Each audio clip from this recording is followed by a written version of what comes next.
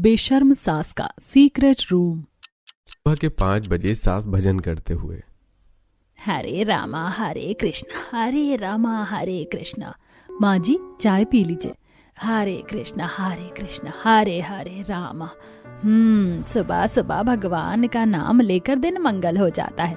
योगिता बहू, जब तुम्हें पता है मैं भजन कर रही हूँ तो इस बीच चाय का पूछना जरूरी है? तो मेरा भजन अब खत्म हो गया है, तुम ऐसे बीच में डिस्टर्ब मत किया करो। सॉरी, मेरी गलती हो गई, दोबारा ऐसा नहीं होगा। दादी जी आप आ गई, आप चाय लीजिए। माँ जी आप? मैं जल चढ़ा कर आती हूँ, फिर चाय पीऊंगी। हरिओम नमः शिवाय। हाथ में मंदिर से छोटा कलश उठाकर सुनहरी तुलसी में जल चढ़ाने चली जाती है। महावीर मंत्र बोलती है। ये सब देखकर चाय पीते हुए सुनहरी की सास सोमवती कहती है, देखा बहू, मेरी बहू कितनी संस्कारी है, अभी तक पूरा पाठ पूजा करती है, वरना इस उम्र तक तो सारी औरतें सिर्फ बहू के हाथ का खाना और मजे करती हैं। ये तो आपने बिल्कुल ठीक बोला दादी जी। कमाल है माँ, इतनी ठंड में भी आप सुबह 5 बजे उठ जाती हो। सुनहरी आकर, अरे तू 5 बजे की बात कर रहा है, मैं तो 4 बजे उठा करती थी और अभी भी उठ सकती हूँ, लेकिन फिर सोचती हूँ तुम सब तो 5 बजे उठोगे तो 5 बजे उठने लग गई हूँ। हाँ, मेरी बहू शादी के बाद तो रोज 4 बजे उठकर चाहे गर्मी हो या सर्दी हो नाश्ता तैयार करके सबको खिला दिया करती थी और टिफिन भी बनाती थी। सच में माँ, आप तो गजब हो।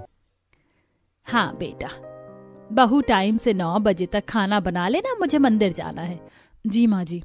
पूजा करने के बाद सुनहरी चाय नाश्ता करती है। इतने में पति अखबार पढ़ते हुए आता है और उसके बाद बहू खाना बनाने चली जाती है और खाना खाकर सुनहरी बहू को लेकर मंदिर पहुंच जाती है।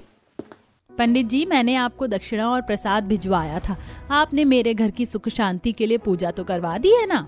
अरे सुनहरी जी, आप इतना टाइम से इस मंदिर में सेवा करती रही हैं, भला आपके काम में देरी कैसे हो सकती है? मैंने तो कल ही शांति पूजा करवा दी थी। ये लीजिए उसका प्रसाद। बहू, तुम बहुत भाग्यवान हो जो तुम्हें इतनी अच्छी सास मिली है। तुम्हें भी उनके ही नक्शे कदम पर चलना है। जी पंडित जी, मैं भी माँ जी जैसा ही बनना चाहती हूँ। बहू पंडित जी के पैर छूती है और वो दोनों प्रसाद गरीब लोगों में भी बांट देते हैं और घर आ जाते हैं। ये लीजिए माँ जी प्रसाद। ओम नमः शिवाय। तुझे ऐसा देख मेरे को लगता है मुझे भी पाठ पूजा शुरू कर देनी चाहिए, लेकिन अब आदत छूट गई है, ऊपर से सर्दी भी आ गई है, इतनी देर बैठकर नहीं किया जाता, सुबह नहाने में भी तकलीफ होती है। अरे माँ जी, जब घर में बहू और पोता बहू है तो आपको ये सब करने की क्या जरूरत है? हम है ना घर की बागडोर संभालने वाले। हाँ दादी जी। माँ, प्यारी भाभी मेरी सहेली त्रिशा घर पर आई है, मिलिए उससे। नमस्ते आंटी जी। राम राम बेटा, ये तुमने किस तरह के कपड़े पहन रखे हैं, वो भी इतनी ठंड में, घुटनों से ऊपर कपड़े। तुम्हारी मम्मी तुम्हें कुछ कहती नहीं है क्या? एक तो ये लड़की नहीं सुनती मेरी, कितना कहा है जब जाकर तो जीन्स टॉप पर आई है सर्दियों में। Mom, you are embarrassing me, please don't do that. अरे अंग्रेजी मेरे सामने मत झाड़ बेटा, तुम्हें भी अटपटा सा लग रहा होगा। बताओ मैं गलत कहाँ हूँ? सर्दी में तुम और अच्छे कपड़े भी पहन सकती थी, यही चीज मैं इसको समझाती हूँ। और कल को कोई बात हो गई तो अच्छा लगेगा? तुम्हें तो पता है आजकल के लड़के कैसे हैं, माहौल क्या है, सारा दोष घूम फिर कर लड़कियों पर आ जाता है। आंटी जी, आपने मेरी चिंता की उसके लिए थैंक्स। मम्मी भी ऐसे ही परेशान होती हैं, लेकिन मैं कार में बैठकर जाती हूँ तभी मम्मी अलाउ करती हैं। ऐसे सड़क पर मैं घूमती नहीं हूँ ऐसे कपड़ों में तो, और अभी इतनी कड़कड़ाती सर्दी का विंटर आया नहीं है ना, इसीलिए ऐसे ड्रेस पहन लिया। अरे बस करो सुनहरी, बच्चों से चाय नाश्ता पूछो, ये क्या कर रही हो? हाँ सॉरी। अरे बहू, जरा बच्चों को कुछ स्नैक्स बना कर दे दो। जी माँ जी। त्रिशा तुम माइंड मत करना, वो क्या है ना, माँ जी बहुत ज्यादा संस्कारी हैं तो चाहती हैं उनके बच्चे भी आसपास ऐसे ही रहें। मैं समझ सकती हूँ भाभी। तभी सास की चाबी कमर से गिर जाती है, जिसे योगिता उठा लेती है और तुरंत ही सुनहरी उसके हाथ से चाबी छीन लेती है और कमर में लगा लेती है। अरे माँ जी, आप तो ऐसे कर रही हैं जैसे आपकी चाबी को मैं हमेशा के लिए अपने पास रख लूंगी। अब वो ऐसी बात नहीं है बहू, बहुत जरूरी चाबी है, अगर इधर उधर हो गई तो लेने के देने पड़ जाएंगे। माँ जी मैं कुछ बना लेती हूँ अब। तब योगिता नंद और उसकी सहेली के लिए गोभी गाजर के पराठे बनाकर चाय नाश्ता करवाती है। दिन गुजरते हैं, अब सर्दियां पड़ने लग गई थी तो तीनों सास बहू सर्दी की खरीदारी करने के लिए शॉपिंग मॉल पहुंच जाती हैं, जहां बहू वेलवेट की साड़ी, सास पश्मीना की शॉल और दादी ऊन सिलाई टोपी बहुत कुछ खरीदती है। अब तो ठंड में बाहर कुल्फी जम जाएगी। माँ जी जल्दी घर चलते हैं, वैसे भी बहुत ज्यादा शॉपिंग कर ली। हाँ बहू, मैं तो दांत किटकिटा रहे हैं, अभी से अगले महीने न जाने मेरा क्या होगा। वाह माँ जी, ये रेड ड्रेस कितनी ब्यूटीफुल है ना, काश मैं इसे पहन पाती, बहुत सुंदर गाउन है। राम राम बहू, ऐसे कपड़े तुझे शोभा देते हैं?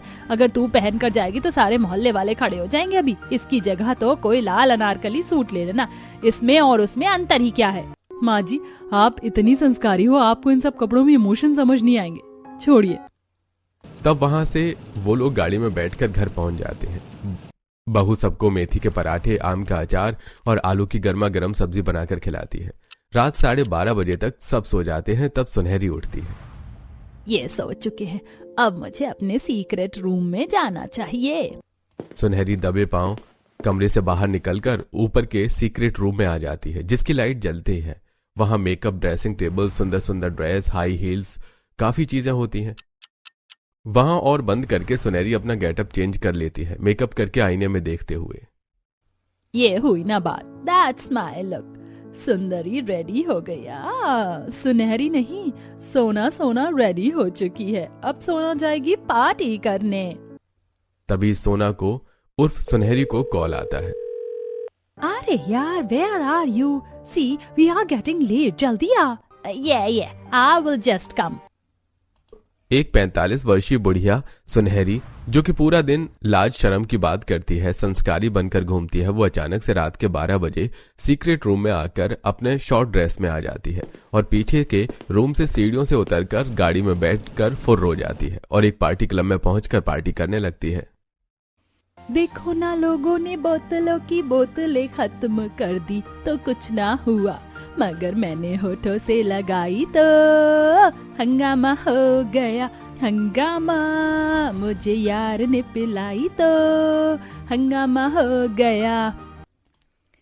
यार इस उम्र में भी तो इतना बढ़िया डांस कर लेती है, कमर में लचक नहीं आती क्या? वैसे यू लुकिंग वेरी हॉट।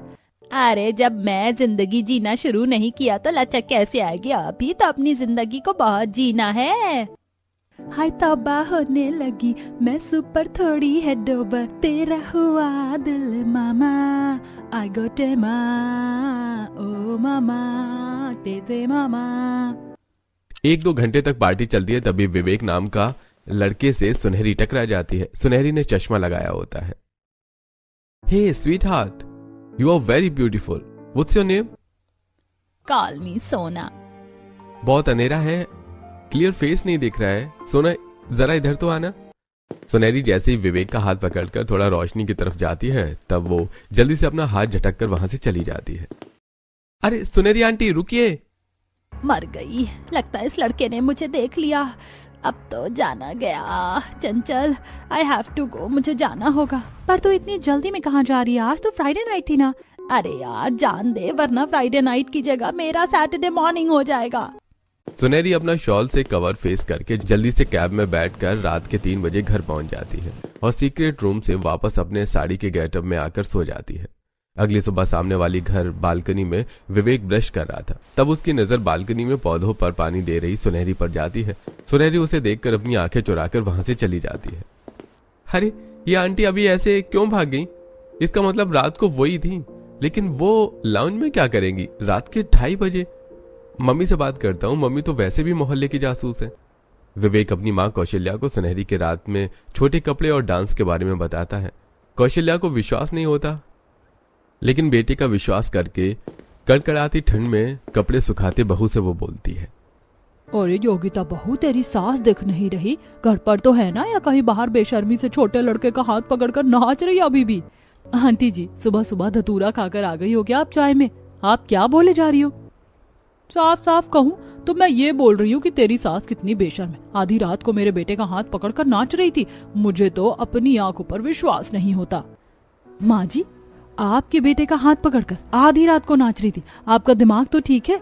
और आप इतनी रात को उस क्लब में क्या कर रही थी जो आपने अपनी आंखों से ये देखा? बोलिए। वो मेरा मतलब ये नहीं है, मैंने नहीं देखा, मेरा बेटा था, उसका हाथ पकड़ा, उसने ही मुझे ये बताया कि ये रात को वहां थी, वो भी छोटे कपड़ों में। अरे ओ कौशल्या, नाम कौशल्या तो कुछ भी बोलेगी और अपने बेटे को राम समझेगी। तेरा बेटा इतना ही राम है तो आधी रात को वहाँ क्या कर रहा था? कुछ भी बोलने से पहले 100 बार तो सोच ले। मेरी बहू इस उम्र में वहाँ क्या करेगी, इतनी संस्कारी है। वही तो, मेरी मम्मी को तो खुद छोटे कपड़े नहीं पसंद आंटी। लगता है आपने और आपके बेटे ने कोई सपना देख लिया है। दोबारा इस तरीके का कुछ बोलना हो तो ऐसा बोलिएगा कि हम विश्वास करें। आओ भाभी, दादी अंदर चले। उफ, माँ दर्द हो रहा है। सर्दी में इतना तेज कान तो मत पकड़ो। नालायक, मैं तुझ पर इतना विश्वास करती हूँ और तूने मुझे उसके घर की सारी औरतों से सुनवा दिया। सच बता, क्या योगिता की बेशर्म सास तुझे रात को क्लब में मिली थी? माँ मैं तो कोई 25-30 साल की सुंदर सी लड़की समझ रहा था। अंधेरे से जैसे ही थोड़ी लाइट पड़ी तो मुझे उनकी ही शक्ल नजर आई और सुबह उन्होंने मुझसे नजरें भी नहीं मिलाई। तू चिंता मत कर बेटा, अगर ये बेशर्म सास है तो इसको तो मैं एक्सपोज करके ही रहूंगी। रात की ड्रिंक की वजह से सास को हैंगओवर होता है, तब कमरे में नाटक करते हुए। अरे बहू, मेरे सर में बहुत दर्द हो रहा है। मैंने उनकी सारी कलेश चिक चिक सुन ली थी जो ये मुझ पर इल्जाम लगा रहे थे।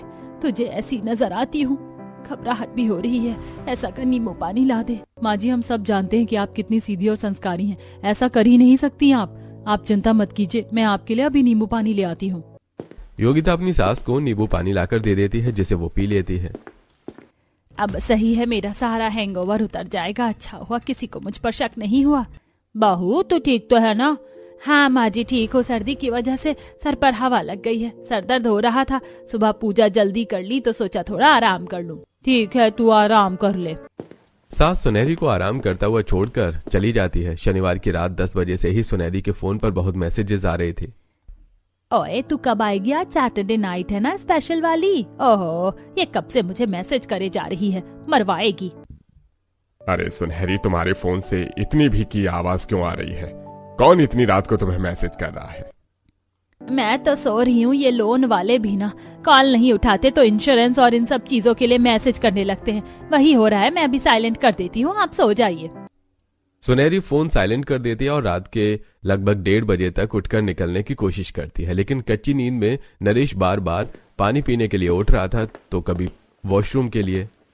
अरे ये तो सो नहीं रहे, ऐसे कैसे चलेगा? आज रहने देती हूँ, कल चली जाऊंगी। संडे स्पेशल होगा और मेरे खास दोस्त भी आएंगे। सुनहरी अपनी सहेली को मैसेज करके आने से मना कर देती है, लेकिन अगली रात ठंड में वो ठिठुरते हुए सीक्रेट रूम की चाबी से खोलता है और अंदर घुस जाती है।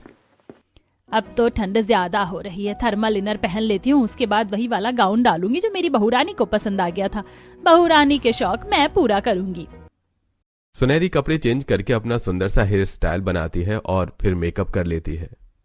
ये तो शिवानी का न्यू मस्कारा है जो मैंने सुबह ही उसके कमरे से चुरा लिया था। आज तो इसे लगाकर जाऊंगी, सबसे सुंदर मैं ही दिखूंगी।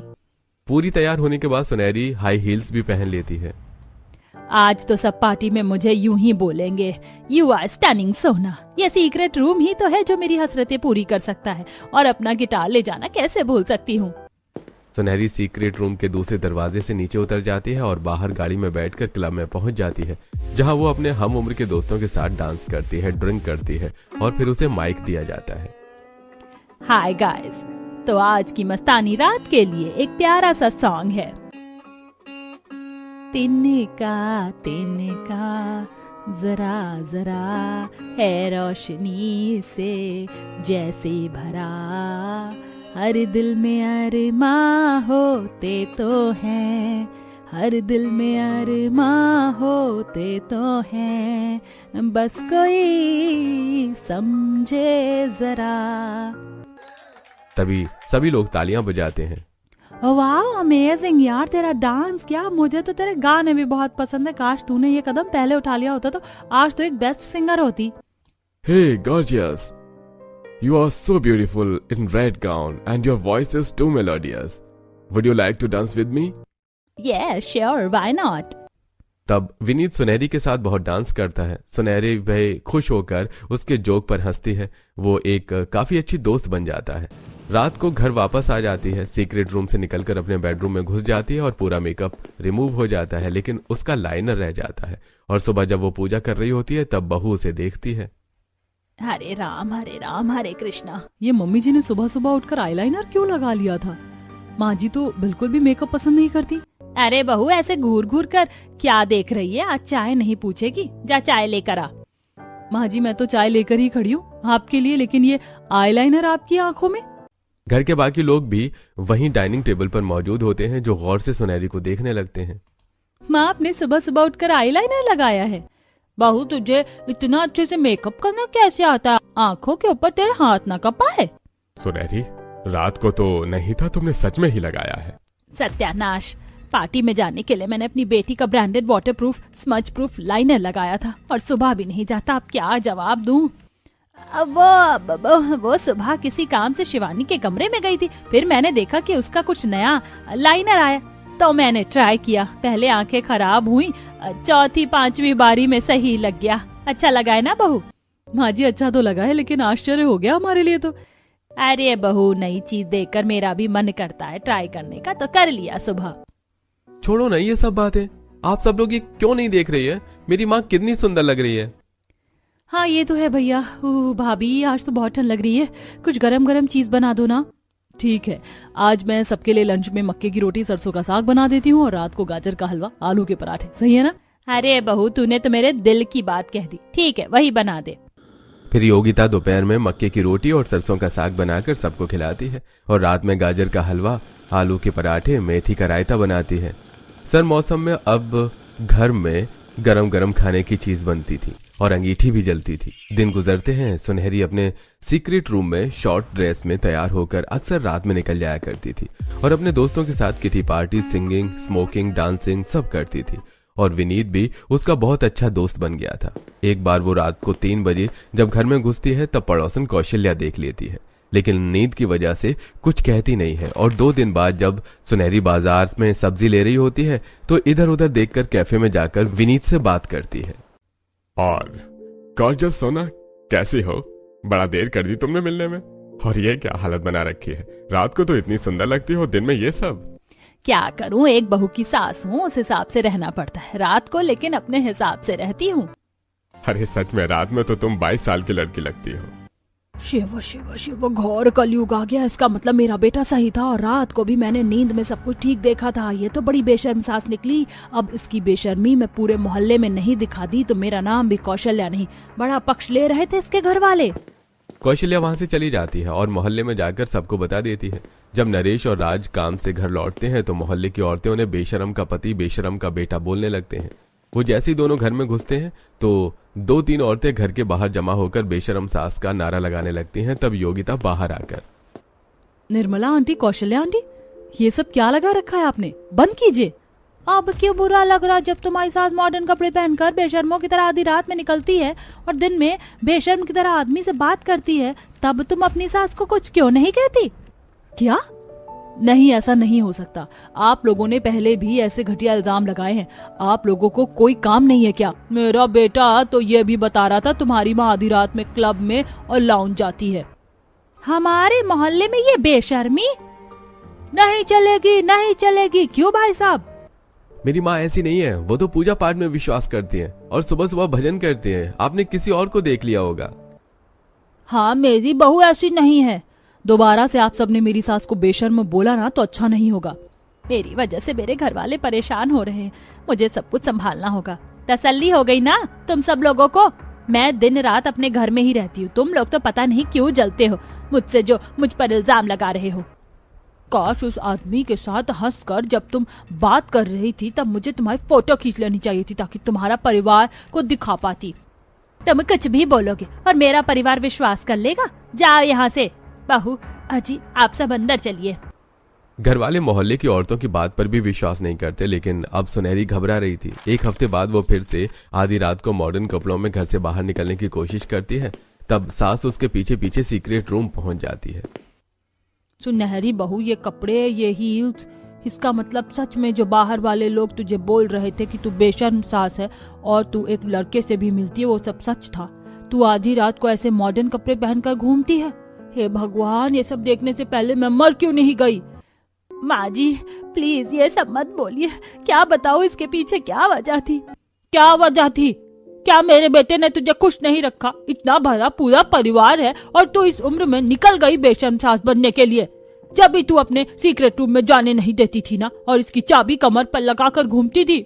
हाँ माँ जी, ये सीक्रेट रूम ही था जो मेरा हमदम था, जहाँ मुझे एक नई पहचान मिली। आपको क्या लगता है ये सब मैंने क्यों किया होगा? शादी से पहले भी मेरे कुछ सपने थे कि मैं घूमूं, वो जिंदगी जीऊं अपने दम पर। नौकरी लगी, छूट गई। शादी हुई, शादी कर ली, फिर बच्चे हो गए, इन्होंने भी कभी ध्यान नहीं दिया। बिजनेस में फिर मैं बस बच्चों कपड़े धोकर और टिफिन बनाती रह गई। फिर इन सब चीज के लिए मेरी फ्रेंड चंचल और सबने इंगेज किया। क्या मुझे अपनी जिंदगी जीने का कोई हक नहीं है? हमारी और जो लड़का उसने देखा था वो सिर्फ दोस्त है, मिलने आया था। मैं आपके बेटे से ही प्यार करती हूँ। और आप खुद सोचिए, इस उम्र में सिर्फ मैं अपने शौक पूरे कर रही हूँ, ना कि ये सब हरकतें। आप तो मुझे समझिए माँ जी। मुझे माफ कर दे बहू, मैं तुझे समझ नहीं पाई। मैंने भी तो शादी के बाद तुझ पर काम थोप दिया था और बच्चों की जिम्मेदारी, लेकिन चिंता मत कर, मैं तेरे साथ हूँ, जैसे जीना है। सच माँ जी, चलिए ना अभी, चलिए हम 2-3 घंटे में आ जाएंगे सबके उठने से पहले। ठीक है, उस दिन तूने ही लगाया था ना आईलाइनर, कितनी साफ झूठ बोल रही थी उस दिन। चल मेरा मेकअप कर। तब बेशरम सास अपनी सास को भी थोड़े मॉडर्न पर ठीक ठाक कपड़ों में तैयार कर देती है और शॉल ओढ़े चश्मा लगाकर वहां से बैठकर निकल जाती है, जहां सोमवती पहली बार ऐसा कुछ नजारा देखती है। कुछ लड़कियां शॉर्ट ड्रेस में नाच रही थी तो कुछ लड़के भी बदतमीजी करके ड्रिंक कर रहे थे। पर सुनहरी अपने दोस्तों को सोमवती से मिलवाती है। सोमवती भी खुश हो जाती है और सुनहरी गिटार लेकर गाना गाती है, जहां सब लोग उसके लिए ताली बजाते हैं। वाह बहू, तू तो सुरीली निकली। अपने जमाने में तो तू बहुत गाती होगी, लेकिन मौका कहाँ मिला, इसीलिए अब थोड़ा बहुत गा लेती हूँ, दिल को सुकून मिलता है। ये लीजिए जूस पी लीजिए। पता चला कहीं वोडका पी लो। अपने बेशर्मपन में शौक पूरा करने के लिए ये सब तो नहीं पिया। अरे माँ जी, मुझ पर थोड़ा तो भरोसा रखिए। कुछ दिनों तक ये सिलसिला ऐसे ही चलता है। बेफिक्र सोमवती अपनी बहू को बाहर भेज दिया करती थी, पर एक रात राज अपने दोस्तों के साथ पार्टी करता है। इस पार्टी में वो मॉडर्न कपड़ों में सुनहरी और सोमवती को देख लेता है। दोनों फटाफट से पार्टी मास्क पहन लेती हैं। माँ, दादी, आप लोग यहाँ? ये आप ही हो ना? अपना फेस दिखाओ। ओह हेलो मिस्टर, तुम्हारी दादी और माँ इस उम्र में नाइट क्लब आती हैं क्या? आंखें या बतन, इतनी खूबसूरत जवान औरत को तुम दादी बोल रहे हो? लाइन मारनी है तो ढंग से मारो। सैम, यू आजकल के बॉयज कितने बुद्धू हैं। घर जाकर चेक करता हूँ। वैसे मुझे बहुत कुछ सुनने को मिल रहा है माँ के बारे में। राज अपनी गाड़ी में कार चलाने की कोशिश करता है। कार जब तक स्टार्ट नहीं होती, सास बहू उसकी डिक्की में छुप जाती हैं। माँ जी, आपका पोता, हमें घर जाकर जल्दी से गेटअप चेंज करना होगा। अरे हाँ हाँ मेरी माँ। राज जैसे ही घर में पहुंचता है, सीधे दरवाजे से आता है। सास बहू भी पीछे के दरवाजे से सीक्रेट रूम में घुसती हैं और फटाफट कपड़े बदलकर मंदिर में जाप करने लगती हैं। सुबह के 4 बज गए थे। उन्हें जाप करता देखकर राज सोने चला जाता है। दोनों का भांडा फूटने से बच जाता है, लेकिन कब तक? एक रात योगिता पानी पीने के लिए उठती है तो स्टोर रूम की लाइट जली देखती है, तो वहां पहुंच जाती है, जहां उसे अपनी सास का अलग ही रूप देखने को मिलता है। वो मॉडर्न ड्रेस में लाल लिपस्टिक लगाकर लाल मिडी पहने हुए थी।